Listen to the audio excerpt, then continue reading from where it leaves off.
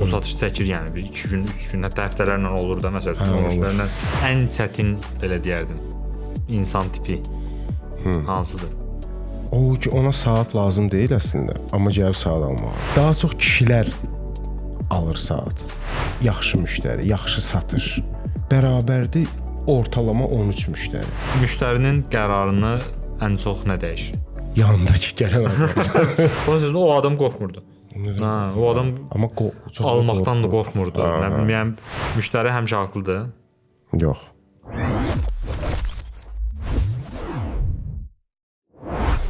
Saatımız 10-10 göstərir. Deməli, bizim yeni buraxılışın onlayn olma vaxtıdır. Bugünkü buraxılışımızda da yenidən Əli və mən Abbas. Bu gün daha çox danışacağıq. Saatların satışı, müştərilərlə kommunikasiya, müştərilərlə danışıq və müştəri psixologiyası. Onda elə başlayaq birinci sualımızdan. İnsanlar saatı ən çox niyə görə alır? Əvvəla salam. İkinci salam idi bu. Ən çox nəyə görə alır? İnsanlar elə düşünür ki, onlar alır saatı, daha çox insanlar. Kimin üçünsə yaxşı görünmək üçün. Amma əslində kiminsə yaxşı görünüb özünü yaxşı hiss edir deyə. İnsanlar özlərini yaxşı hiss eləmək üçün alır saatı. Yəni emosiya üçün alır bir sözlə. Onsuz da saat çünki həmişə deyilir. Emosiya üçün. Fərqi yoxdur. Emosional bir məhsuldur belə. Fərqi yoxdur. Hansısa bir iclasa və yaxud hansısa bir məclisə gedir, orada görünmək üçün. Fərqi yoxdur. Özü tərz olaraq baxır, həzz alır. Saatın görünmə effektindən həzz alırsa, emosiya alırsa, saat emosiyadır. Yəni emosiya almaq üçün gəlirlər insanlar almağa. Yaxşı, belə deyim, daha çox bizdən belə bu təcrübən olubsa, bu təcrübəni bizimlə bölüş. Olubmu məsələn də bir insan girdi içəri, ilk baxışda, o ilk saniyələrdə sən təxmin edirsən ki, mən buna hansı saat göstərməliyəm? Olurmu belə anlar? Yəni hansı tərz, hansı dizaynda saatları göstərməliyəm? Mən satışda buna deyirlər qiymətləndirmə. Mənəviyyatda əgər qiymətləndirmə olmazsa, yaxşı sayılmırsa, satışda olmalıdır mütləq. Mən birinci ayaqqabıya baxıram. Yəni insanın ayaqqabıdan bilinir bu insanın zövqü və keyfiyyətə dəyər verməyi və tərzi var ya yoxdur. Maraqlı. Ayaqqabıdan həmən bilinir. Mən ayaqqabıya baxıram, o məndən asılı deyil yəni. Ondan da bilirəm ki, bu adamın zövqü var, yoxsa yox və hara qədərdir. Yəni sualın cavabı odur ki, başa düşürsən. Yəni ilk anlarda baxırsan və hiss edirsən ki, bu adama mən hansı saatlar göstərəcəm, hansı tərz göstərəcəm. Yəni belə deyərdim də, dizayn baxımından da belə. Yox, onun artıq suallarla bilirəm, amma mən o adamın zövqünü başa düşürəm və bilirəm ki, bu adam dəyər verəcək saata və yaxud onun dizaynına, qiymətinə də çox da baxmayacaq.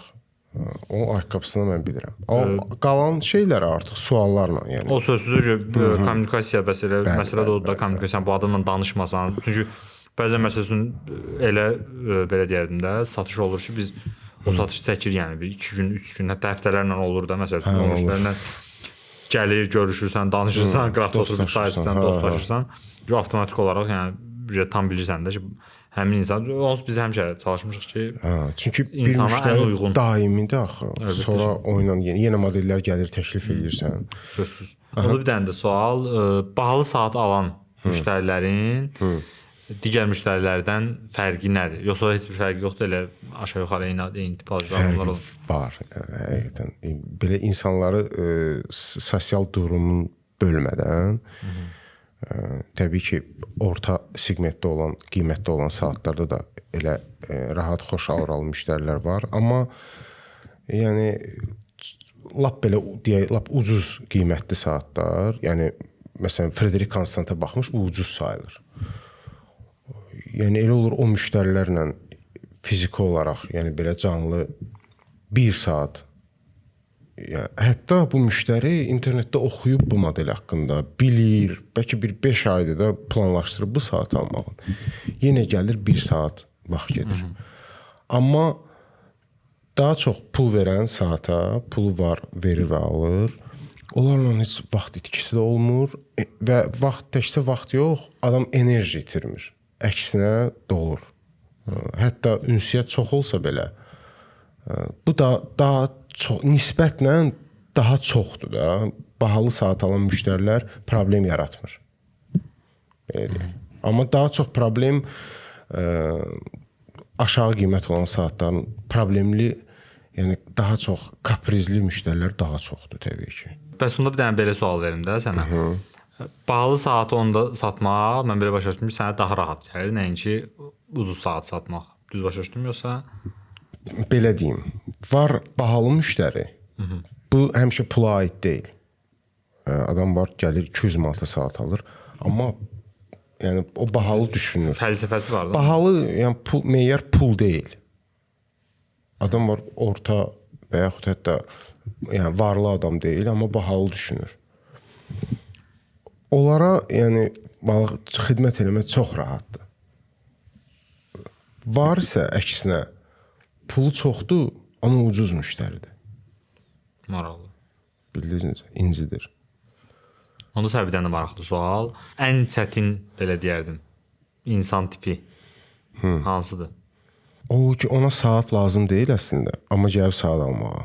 Yəni o görüb hardasa. Təcrübədə olub belə bir şey. Məsələn, demisən ki, adama sən bir gün saat alma. O bilir ki, o saat almalı deyil. Bilmirəm, kimsə buna deyib və ya hardasa görüb. O qərarı deyil saat almağa, amma gəlib saat almağa. Xüsusən də yanında kiminsə gəlib götürüb.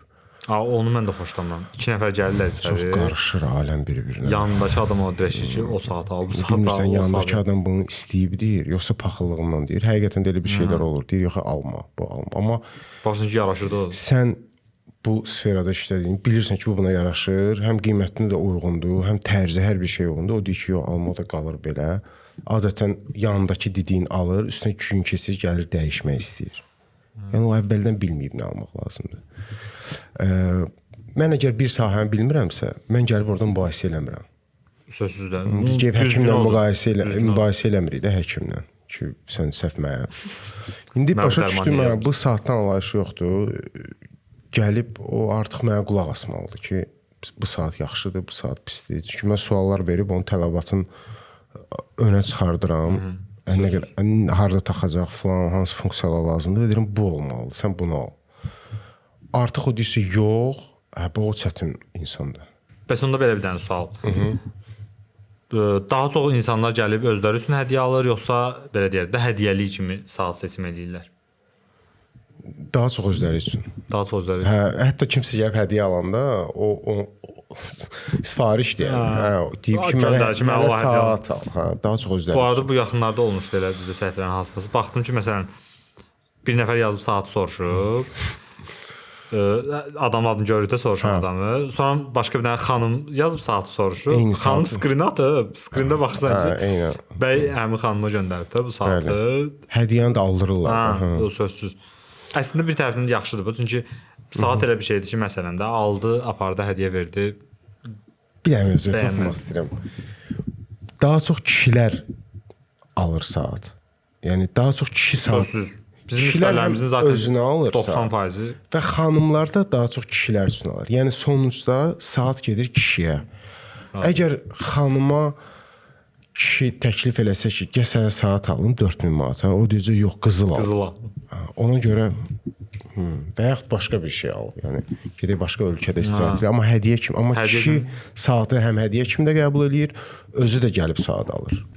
Ona görə saat ümumiyyətlə düzdür. Bunu biz ən birinci buraxılışımızda da danışmışdıq ki, saat ilk dəfə yarananda qadın aksesuarı idi də, sonradan keçdi kişilər, amma kişilərlə yəni tam belə deyərdim, bütünləşib də saat aksesuar, bu aksesuar yəni bütünləşib kişilərlə əl çəkəsi deyil.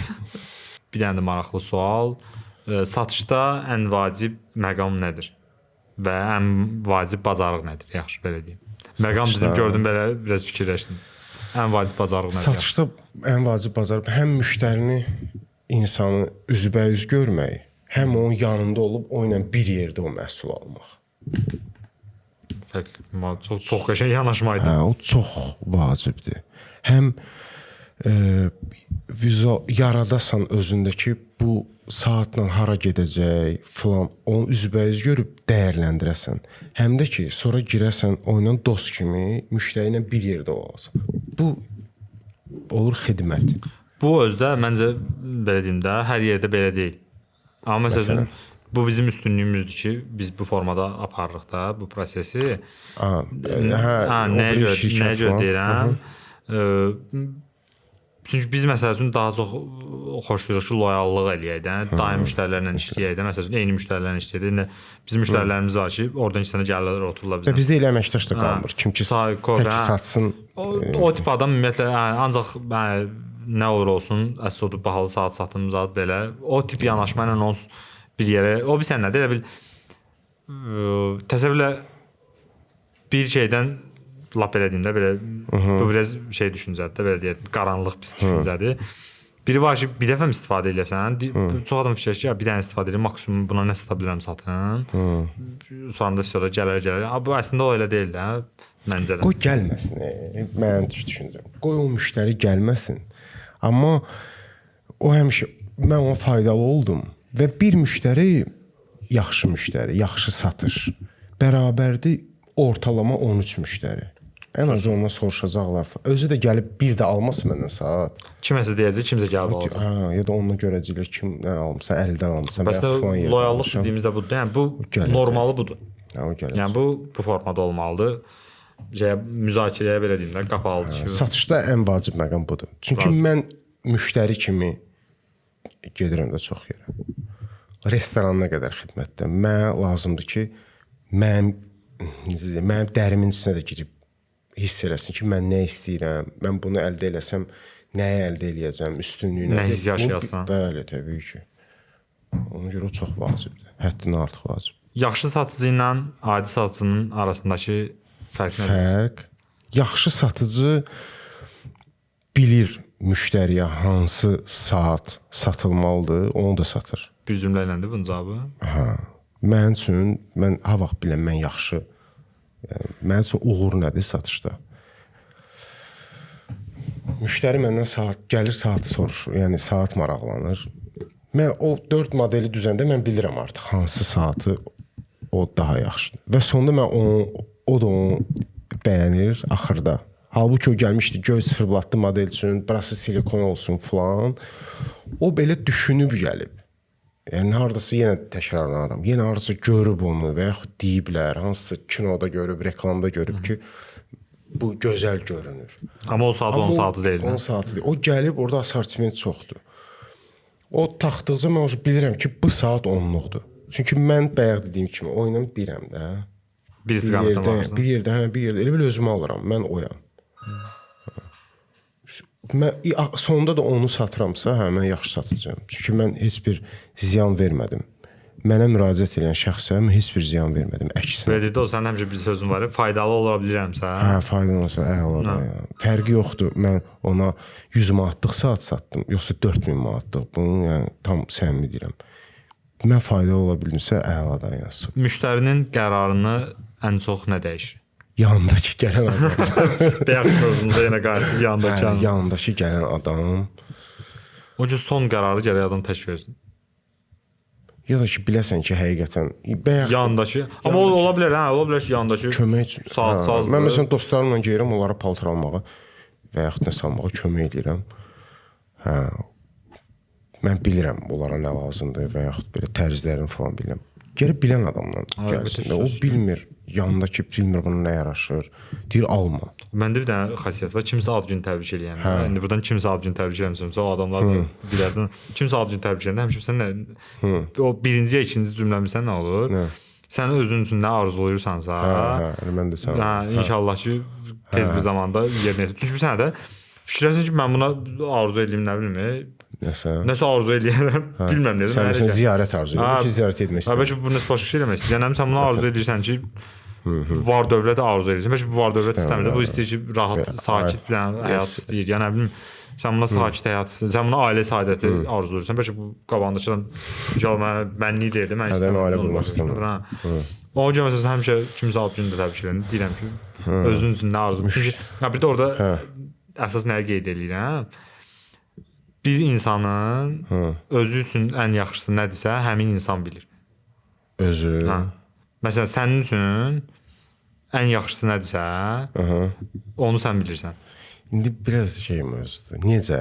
Bu indi Nədə? Ümumi? Adı ümumiyyətlə, yəni tək Yox, satışdan. məsələn satışdan bayaqki sualla danışsaq qərarını. Yenə deyirəm, belə bir həkimə gəlib. Bu nə bilsin buna nə yaxşıdır? Hansı dərman içməlidir? O sözsüzdən əlbəttə. Mən də buna deyirəm ki, sən bu saat al. Yanındakı da buna deyir ki, yox, alma onu. Yəni o qərarı dəyişdi həmən.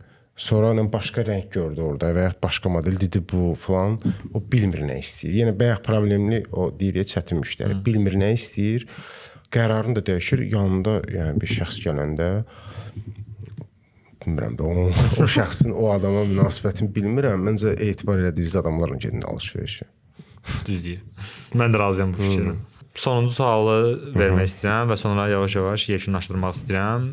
İllərlə satışda olmağın, çünki mən bilirəm ki, məsəl üçün saatdan da qabaq başqa markalar olsun, başqa satışlar olsun, amma bilirəm ki, sən həmişə satış marağında olan bir şeydir, nə? İllərlə satışda olmağın insanlarla bağlı sənə nə öyrədi? İllərlə müşahidəm var. Buna bir insight da demək olar, yəni kəşf. Ki insanlar çox qorxa-qorxa gəlir bəzən, nəyisə almağa da, hansısa dükana girəndə də. Çünki düşünürlər onları aldadarlar. Yəni istəyirsən salamlaşıb, yəni kommunikasiya qurasan, belə ignor kimi eləyirlər. Bunları idarə eləyir burada qorxu. Sonra sən bu saat yaraşar sənə, yəni fikirləş ki, bu ilə nə deyərlər mənə? Belə saat taxmamışam heç vaxt, yenə qorxu. Yəni insanlar da bilirəm ki, bu open mind var, belə bir açıq fikirlilik. Onu belə inkişaf eləmək lazımdır konkret olaraq. Yəni heç nədən qorxmamaq. Yəni nə ola bilər ki, nə? Nə ola bilər ki? Sonra başa sən istəmədiyin saatı alarsan, sonra 14 gün ərzində gətirib qaytararsan. Hə. Yəni qorxulu heç nə yoxdur. İnsanların onu başa düşmüşəm və o aura heç cür yaranmasın deyə bunun üçün çalışıram. Elə bir ki, mən də belə bir funksiya seçmişəm özümə. O gün axşam yadındadır, ikimiz səhv etmirəmsə mən çəkilişdən qayıdırdım yoxsa bir dənə müştəri girdi içəri. Bir dənə oğlan girdi. Çox müsbət enerjisi var idi, nə? Saçı da az idi. Keçəli idi. Hadisən Oriental oldu. Adı da yadındadır. Ona bir dənə buradan salam deyək də. Salam. Orient almışdı. Qardaş çox bir sənətə belə biz bağlanmışıq. Hazırlaşırdıq ki, biz bağlayaq zətdə. Qardaş belə bomba kimi girdi içəri. Belə müsbət enerjisindən belə çox belə şey oldu da başa. Çox müsbət enerji. Bunun sözündə o adam qorxmurdu. O adam amma almaqdan da qorxmurdu. Nə bilim, yəni o arada fikirləşirəm ki, məsələn də bizim müştərilərimiz də hamısı elə olsaydı, həm bizim işimiz rahat olardı, həm o özlüyündə rahat olardı. Bir növ başa düşürəm o adamları. Adam gedir hansı dükana, görürsən ki, kampaniya deyib sənə nəsə vermək istəyirlər. Oradan nə bilim kimsə nəsə qazanır. Hətta o normal bir şey, hətta belə bir şeylər də olur da. Biz nəsə kampaniya eləyirik, nəsə bir endirim eləyirik. Məndən öz tanışlarım da başa düşdüm. Şeylər ki, bu endirim nətər eləyirsiniz? Bu nədir bu? Orada qalandı, burada qalandı zatdır. Bu elə deyil də. Artıq elə bir şey dünya deyək də, dönəminə elə bir şey çatıb ki, o şeylərin yox, məncə yox. Onlar işləmir. Əvvəllər var idi bəlkə də belə. Var idi və işləyirdi. İndi işləmir axı. İndi çünki bütün dünya inkişaf eləyib, nə bilim, hara baxsan, yəni məlumat barmaqlarımızın ucundadır da. İşləmir elə şey. Bir şeyin orijinal olub olmadığını, bir şey qanunları da adicə məsələsi, vurursan bir dənə telefona. Keçən dəfə mən bir dənə aksesuar var, kiçik bir aksesuardır, dostum üçün. TikTokda sifariş verdim. Pulunu atdım, dedi at mən kartıma pulu da atdım kartıma, atdım mən bloka. Yəni o onu bir dəfə elədi də. Hə də. Səbəb 9 milyon adam var. Mən yenə də qorxmuram. Yenə də nəsə çıxsa qabağıma, amma artıq təcrübəm var. Amma hansısa bir məsələn saat satanda bu oturmuş şirkətdir. Bu sən yəni yəni bir tərəfdən düz deyirsən, bu bayaq da dedin, bir tərəfdən adam qınamır da. Bu əslində biraz təsirli mövzudur da. Ki insanlar. Biz onun üçün o çalışırıq. Onun üçün çalışırıq. O hava yaradaq ki, qorxmasın. Rahat olsunlar, gəlsinlər. Yəni mənim müştəri saatı qaytaranda belə İnanırsın mən satanda məsəl üçün necə ona gülər üzünsə, onu qaytarsa belə 2 qat eləyirəm ki, gülər üzünü. Hadi O narahat günahkarlıq hissi də keçirməsin. Əlbəttə ki. Hər şey qaydasındadır, əla. O yenə mənim müştərimdir. Yenə nə vaxt gəlsə, Yenə canım ciyərimdir. Deyirəm nə yaxşı ki, sən bilmirsən ki, bu sənlik deyil, gətirib qaytarmısan. Məcbur onu taxmamısan. Mənə heç xoş deyil. Bəsdən əlbəttə ki. Niyə məcbur taxsın ki? Gətir, nə yaxşı ki bilmirsən, ziyanı yarısından qayıtmısan da. Yəni gətir, yenə də yəni bizim müştərisən, hər şey aladır. Onda Yəni yavaş-yavaş mənim yanaşmam bu cürdür. Onda yavaş-yavaş buraxılışımızı yekunlaşdıraq. Sonda istəyirəm artıq buraxılışlarımızın sonunda belə qısa sual-cavablarımız Kesinlikle var. olmuşdu. Ona görə istəyirəm ki, bu səfər də səni biraz sıxışdırım suallarla. Dediyimiz kimi suallar qısa, qısa cavablar və sağollaşırıq. Şipşak. Instagramın təzə çıxan şipşakları kimi. Deməli, bahalı saatı alan daha rahat olur, yoxsa tələbkar olur? Rahat olur. İlk təəssürat yoxsa uzun söhbət? Uzun söhbət. Emosiya yoxsa məntiq? Emosiya. Onlayn satış yoxsa canlı ünsiyyət? Canlı ünsiyyət. Çətin müştəri yoxsa qərarsız müştəri? Çətin müştəri. Tərz yoxsa status? Tərz. Endirim istəyən müştəri yoxsa susan müştəri? Endirim istəyən müştəri. Satış sənətdir yoxsa bacarıqdır? O istedaddır. Cavab Yəni vermədim, bacarıqda. Bacarığı öyrənmək lazımdır da. Yox, bacarıq bir növ istedaddır da. O öyrəniləsi şey sənətdir. Məsələn də tarsalan. Bacarıq. Uzun uzaq danışmaq. olsa. Yox, qalsın buralar. 1 saat yoxsa bir kolleksiya? 1 saat. Müştəri həmişə haqlıdır. Yox. Bugünkü buraxılışımızın da belə sonuna gəldik. Gələn buraxılışlarda görüşənədək səndən sağollaşaq. Təşəkkür edirəm. Özünüzdən müğayət. Sağ olun.